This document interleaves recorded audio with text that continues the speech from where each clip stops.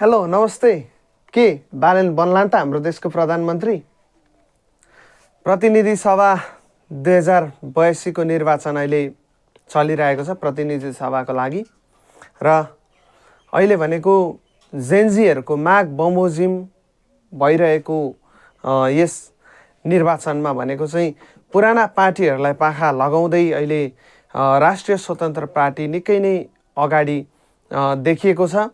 अब यही विषयलाई लिएर आज चाहिँ म प्रतिनिधि सभा निर्वाचनका विषयमा यो निर्वाचनका विषयमा केही प्रश्नहरू लिएर आएको छु र जुन प्रश्नहरूको म उत्तर दिनेछु। नमस्ते, म चाहिँ लोकनाथ खतिवडा। अब पढाइ सुरु गरौँ। को बन्छ प्रधानमन्त्री? सबैभन्दा पहिले को बन्छ प्रधानमन्त्री भन्ने कुरा बुझ्नुभन्दा पहिले चाहिँ हामीले बुझ्नुपर्ने कुरा के हो भने हामीले बुझ्नुपर्ने कुरा भनेको अहिलेको सिचुएसनमा मत कुन पार्टीको कति आइरहेको छ त्यो बुझ्नुपर्छ। अहिले सामान्य रूपले नै हेर्ने हो भने पनि राष्ट्रिय स्वतन्त्र पार्टीको बहुमत आउने लगभग निश्चित नै देखिएको छ। साथै बहुमत आउने निश्चित भएको हुनाले राष्ट्रिय स्वतन्त्र पार्टीले आफ्नो पार्टीबाट संसदीय दलको नेताको रूपमा अर्थात् भावी प्रधानमन्त्रीको रूपमा बालेन्द्र शाहलाई चुनिसकेको छ, छानिसकेको छ। त्यो कारणले गर्दाखेरि अब हाम्रो बालेन शाह नै प्रधानमन्त्री हुनुहुन्छ भन्ने सबैको चासो अथवा आशको विषय बनेको छ।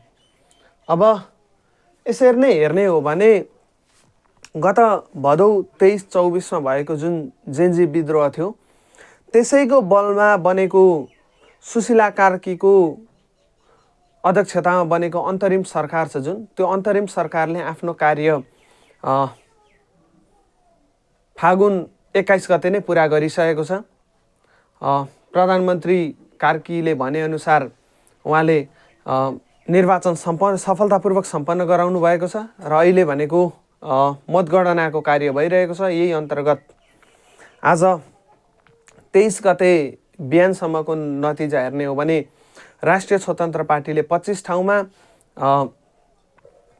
नेपाली काङ्ग्रेसले 5 ठाउँमा, नेकपा ताराले 2 ठाउँमा अनि नेकपा एमाले 1 ठाउँमा, यसका साथै हाम्रा स्वतन्त्र उम्मेदवार रहनुभएका महावीर पुनले पनि जित हासिल गरिसक्नु भएको छ। यसका साथै भनेको देशकै चासोको विषय बनेको झापा 5 जहाँ चाहिँ रासपाले प्रधानमन्त्रीको रूपमा उठाएका उम्मेदवार बालेन्द्र शाह अनि हाम्रा पूर्व प्रधानमन्त्री केपी शर्मा ओली चुनावमा अहिले चुनावी मैदानमा हुनुहुन्छ। अहिले बिहानसम्मको नतिजा हेर्ने हो भने पनि लगभग बालेन्द्र शाहको 40,000 मत छ। लगभग 55% मत गनिसक्दा लगभग 40,000 मत बालेन्द्र शाहले पाउनु भएको छ भने हाम्रो केपी शर्मा ओलीको भने 10,000 हाराहारी मात्रै मत रहेको छ। यो हिसाबले हेर्ने हो भने पनि अहिले बालेन्द्र शाह भनेको 4 गुणा बढीले गइरहनु भएको छ। अब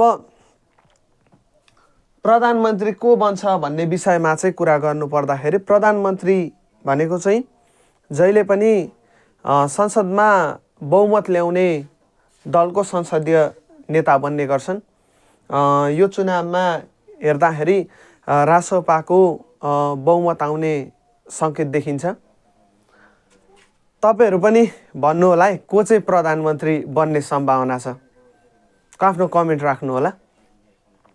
अनि त्यो कारणले भनेको प्रधानमन्त्री चाहिँ बालेन शाहकै सम्भावना रहेको छ। यस्तै पहिलो पार्टी बन्ने सम्भावना भनेको रासपाकै छ। यसका साथै चर्चित मानिएका नेताहरू हर्क साङपाङ, हाम्रो सुनसरी 1बाट हर्क साङपाङ, उहाँ अहिले हिजो मतगणना सुरु हुँदाखेरि चाहिँ केही समय पछाडि नै रहनु भए पनि अहिले भनेको चाहिँ उहाँ भनेको अग्रस्थानमै हुनुहुन्छ।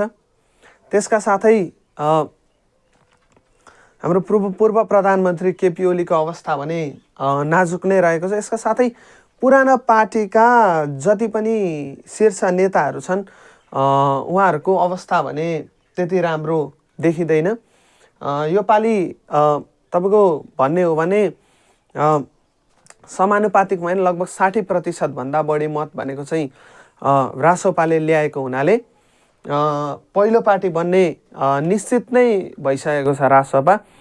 अब कुनै पनि पार्टीको बहुमत आउने सम्भावना छ भन्दाखेरि अहिले रासोपाले जम्मा 25 सिटमा जित ल्याइसकेको अवस्थामा भने समग्र यो प्रत्यक्षतर्फबाट भने 70% आफ्नो भागमा पारेको देखिन्छ।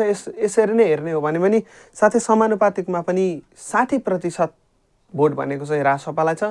त्यो कारणले गर्दाखेरि बहुमत आउने सम्भावना देखिन्छ। 51% 138 सिट कट्ने सम्भावना देखिन्छ। अब 2/3 सम्भावनाको कुरा गर्ने हो भने चाहिँ यो चाहिँ एकदम मुस्किल नै देखिएको छ अहिलेको अवस्थामा। सायद यसलाई नकार्न पनि सकिँदैन। 2/3 सम्भावना देखिएको छ किनभने यता प्रत्यक्षतर्फबाट 70% को हाराहारीमा सम्भावना हुँदा भनेको समानुपातिकमा 60% को हाराहारीमा सम्भावना देखिएको छ। 2/3 को लागि भनेको चाहिँ जहिले पनि तपाईँको बहुमत ल्याउनलाई भनेको तपाईँलाई जहिले पनि 2/3 को जरुरत पर्छ। 2/3 ल्याउँदा मात्रै बहुमत हुन्छ। यसको मतलब 180 को हाराहारी 187 लगभग 180 को हाराहारीमा पुर्याउनु पर्छ गर्दा 275 सिट मध्ये त्यसको 66% 66 पनि छ अर्थात् त्यसलाई 3 भाग मान्ने हो भने त्यसको 2 भाग चाहिँ आफूले आफ्नो पोल्टामा पार्न सकेको खण्डमा मात्रै 2/3 आउने सम्भावना छ। यसका साथै यो पालि भनेको चाहिँ अघिल्लो पटक निर्वाचनमा सबैभन्दा ठुलो दल बनेको काङ्ग्रेसको लगभग समानुपातिक र प्रत्यक्ष गर्दा लगभग 20-25 सिट मात्रै हात पार्ने जस्तो देखिन्छ। त्यसका साथै एमालेको पनि लगभग त्यही 20 सिट हाराहारीको सम्भावना देखिएको छ।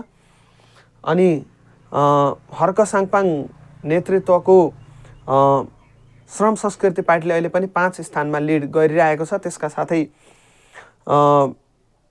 हर्क साङपाङ नेतृत्वको श्रम संस्कृति पार्टीले समानुपातिक मत पनि पाइरहेको हुनाले थ्रेसहोल्ड कटाउने सम्भावना देखिन्छ। यसका साथै राम्रै प्रतिपक्षको रूपमा पनि देखा पर्ने सम्भावना देखिएको छ।